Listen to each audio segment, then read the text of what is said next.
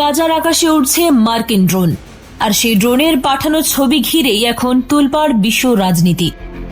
America বলছে Hamas সদস্যরা ত্রাণ লুট করছে, কিন্তু হামাস বলছে সবটাই সাজানো নাটক। সত্যিটা আসলে কি? চলুন জেনে নিই। সম্প্রতি মার্কিন সেন্ট্রাল কমান্ড বা স্যান্ডকম অভিযোগ করেছে যে তাদের ড্রোন ফুটেজে দেখা গেছে হামাসের সদস্যরা গাজায় ত্রাণবাহী ট্রাক লুট করছে এবং চালকদের ওপর হামলা চালাচ্ছে। এই অভিযোগ সামনে আসতেই তীব্র প্রতিক্রিয়া জানিয়েছে হামাস। এক বিবৃতিতে তারা আমেরিকার এই দাবিকে ভিত্তিহীন এবং উদ্দেশ্য প্রণোদিত বলে আখ্যা দিয়েছে। হামাসের মতে ওয়াশিংটন আসলে গাজায় মানবিক সাহায্য আরও কমানোর জন্য একটি অজুহাত তৈরি করছে। তারা বিশ্বের নজর গাজার ভয়াবহ খাদ্য সংকট এবং চলমান অবরোধ থেকে অন্যদিকে ঘোরানোর চেষ্টা করছে।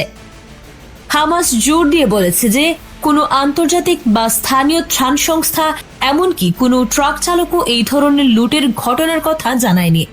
তাদের পাল্টা অভিযোগ, আমেরিকা আসলে ইসরায়েলি ভাষ্য গ্রহণ করে ফিলিস্তিনি জনগণের ক্ষতি করতে চাইছে। আর যে ড্রোন ফুটেজের কথা বলা হচ্ছে, হামাসের দাবি সেটি সম্পূর্ণ সাজানো এবং রাজনৈতিক উদ্দেশ্য পূরণের জন্য তৈরি করা হয়েছে। এর জবাবে মার্কিন সেনাবাহিনী আবারও বলেছে যে তাদের ড্রোন সন্দেহভাজন হামাস সদস্যদের ত্রাণ ও ট্রাক দখল করতে দেখেছে।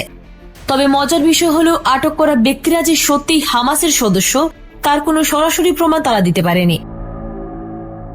সব মিলিয়ে হামাসের বক্তব্য পরিষ্কার, এই সব অভিযোগ আসলে গাজার মানবিক সংকট মোকাবেলায় আন্তর্জাতিক সম্প্রদায়ের ব্যর্থতাকে ঢাকার একটি চেষ্টা এবং উপত্যকায় সাহায্য প্রবাহ সীমিত করার একটি অজুহাত মাত্র। এখন প্রশ্ন হল, কার কথা বিশ্বাসযোগ্য? আমেরিকার অভিযোগ নাকি হামাসের পাল্টা যুক্তি? সিদ্ধান্ত আপনার। এই ধরনের গুরুত্বপূর্ণ আপডেট পেতে আমাদের সঙ্গে থাকুন। বিজেএন টিভি 24, সংবাদ যেখানে, বিশ্বস্ততা সেখানে।